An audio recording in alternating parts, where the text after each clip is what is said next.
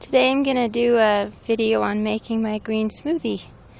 And here's the kale that I'm going to cut and bring in. And then I was just also going to show the lettuce that I've let go to seed. And you can see it's going. So I'm going to cut some kale, stick it in my bag, and go in and make a smoothie. Here's my bag of produce I'm bringing in. Here's my kale for my smoothie, and then I couldn't help but pick a bunch of peas too for lunch. Now I'm going to rinse off the kale and get any little bugs or dirt off.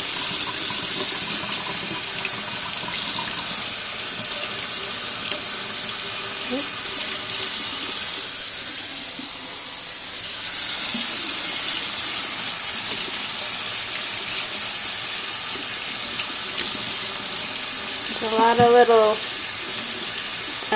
ins and outs of this leaf, so is that good?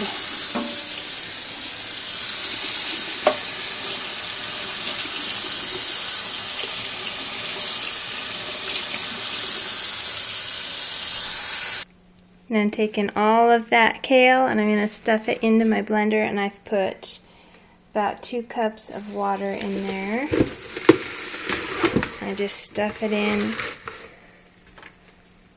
stick the lid on. Because I didn't cut it into smaller pieces, it might take a second to get going.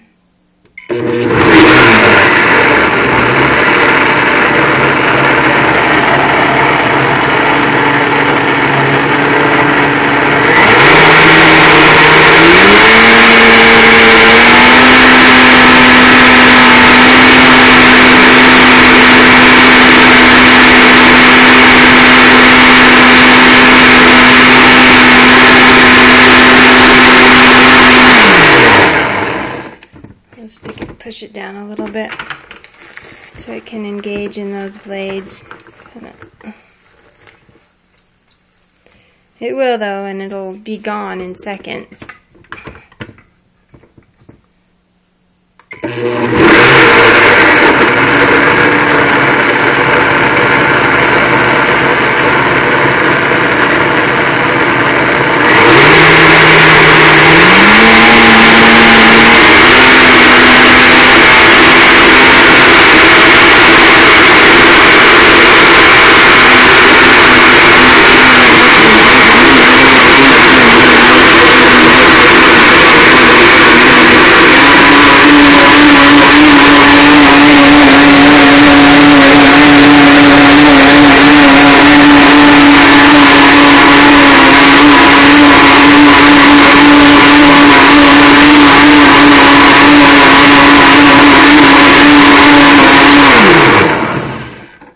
Pretty well blended.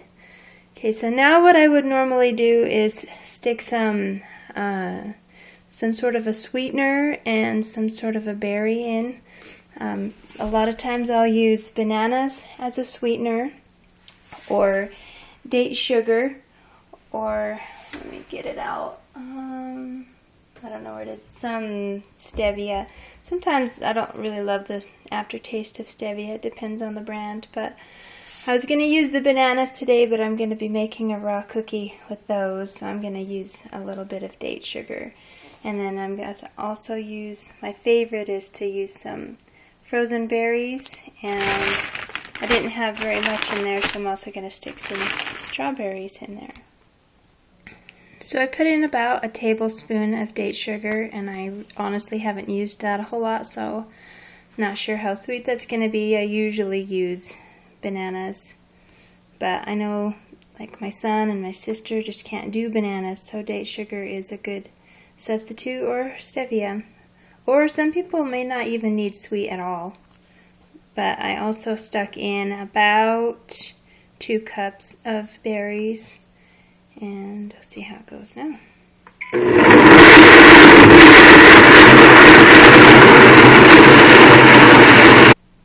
So it's done blending now, and I did taste it, and I think it tastes pretty good. I can taste some of the kale, but not overpowering, and it's just how I like it. So I put pull it off, and this made about 6 cups. So I'll be pouring that in my big glass. And that's about 3 cups in there. Leave 2 cups in my container, and I will either come back and have the rest of it when I get hungry. And you can see the time is, I haven't eaten anything yet today because I just haven't been hungry. It's been hot. So it's 11:42. This is kind of my breakfast and my lunch. And if I get hungry again, I'll come have some more smoothie. And if I don't, the best way to preserve the nutrients is to freeze it. If you stick it in the fridge overnight or for the next day, you are going to lose a lot of the nutrients. So I like to put them in little tiny cups, like the kind of cups that you use in the bathroom for swishing out your mouth when you brush your teeth. Fill those 3/4 of the way full with the smoothie mix, and then put popsicle sticks in it and freeze it, and it's really good. And the kids really, really like it. That's the only popsicles we have around here. Anyway, that is how I make a smoothie.